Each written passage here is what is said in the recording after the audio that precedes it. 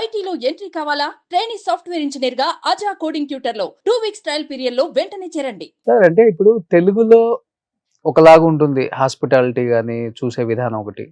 తమిళ్‌లో ఒకలాగా ఉంటుంది. మలయాళంలో ఒకలాగా ఉంటుంది. మీరు అన్ని ఇండస్ట్రీలు చూసి ఇక్కడికొచ్చి చాలా సినిమాలు చేసుకుంటూ వచ్చారు. ఏం అబ్జర్వ్ చేశారు మీరు? మనుషుల్లో ఉన్న ప్రేమ అన్నీ ఉంటాయి గదా!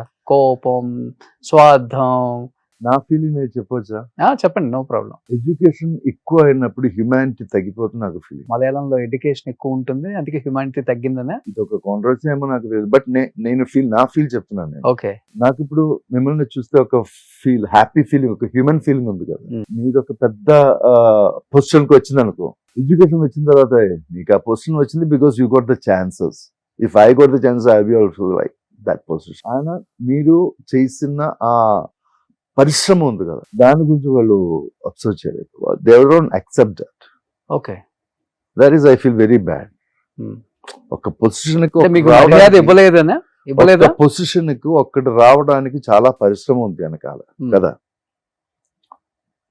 ఆ పరిశ్రమ we have to give that respect, that hard work. ఈజీగా ఒక మాట మీద వెళ్ళడం కాదు. ఎడ్యుకేట్ అయిన తర్వాత నీకు ఆ పొజిషన్ వచ్చింది, నీకు అదో మీ అదృష్టంగా వచ్చినట్టు. వెనకాల ఆయన పరిశ్రమకు మర్యాద లేకుండా నేను విన్నాను. సెట్ లో మీకు కనీసం కూర్చోడానికి చైర్ కూడా వేయలేదని విన్నాను. ఇది రైట్? నానగ్రామంలో సెట్ లో నేను వెళ్తే ఎవరికి తెలియదు నేను ఎవరిని. నేను ఒక జూనియర్ ఆర్టిస్ట్ గా నిలబడుతుంది అక్కడ. ఒక కుర్చీ కూడా నాకు రాలేదు. ఒక టీ కావాలని కూడా ఎవరు అడగలేదు. నా దగ్గర అసిస్టెన్స్ లేదు, ఏమీ లేదు. నేను ఒక క్యారెక్టర్ చేయడానికి వెళ్ళినట్టు అలా వెళ్ళారు. దేవి హిట్ అయ్యాక 7th 8th మూవీ నేను చెప్పేది, కానీ ఒక గ్యాప్ తర్వాత వచ్చింది. సో అక్కడ నాకు చాలా ఒక కుర్చీ కావాలంటే నేను వెళ్ళి తీసుకోవాలి. అది ఇప్పుడు ఒక జూనియర్ ఆర్టిస్ట్ అక్కడ కూర్చున్నాను, వాళ్ళు ఆ కుర్చీ ఇవ్వడం కూడా ఇది కూడా లేదు. నేను ఎక్కడైనా ఒక ఖాళీ కుర్చీ ఉంది, ఆ ఖాళీ కుర్చీ తీసుకోని తప్ప నేను వెళ్ళినప్పుడు ఒక కుర్చీ తీసుకొని చెప్పడానికి కూడా ఎవరు లేరు. బాగా ఫీల్ అయింది నాకు. బాగా ఏంట్రా నేను ఈ ఇండస్ట్రీలో ఇంత హిట్ ఇచ్చిన తర్వాత కూడా నాకు ఒక రెస్పెక్ట్ కాదు, ఒక అతను తెలుసుకోవాలి. నేను ఒకసారి చేశాను ఒక ఫీల్ కూడా రావలేదు.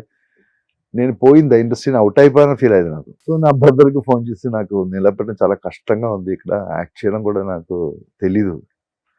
ఆయన అప్పుడు నీకు ఏం క్యారెక్టర్ చేస్తున్నావు అడిగాను.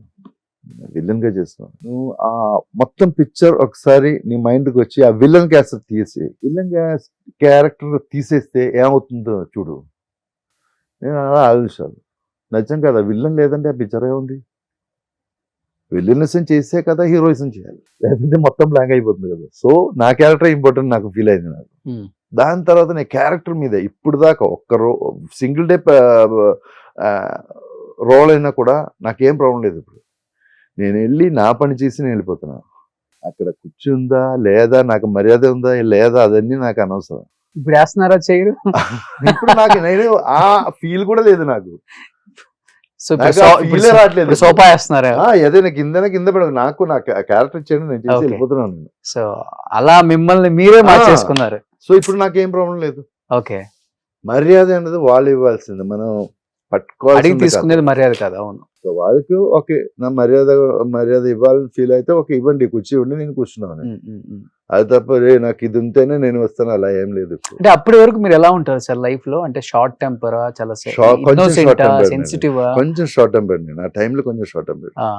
దాని తర్వాత నాకు ఫిలాసఫికలీ కొంచెం మారింది, నా టెక్నాలజీ కొంచెం మారింది, మా థింకింగ్ మారింది, సైకాలజికలీ నేను కొంచెం మారింది. నా బ్రదర్కి ఒకసారి ఒక యాక్సిడెంట్ జరిగింది.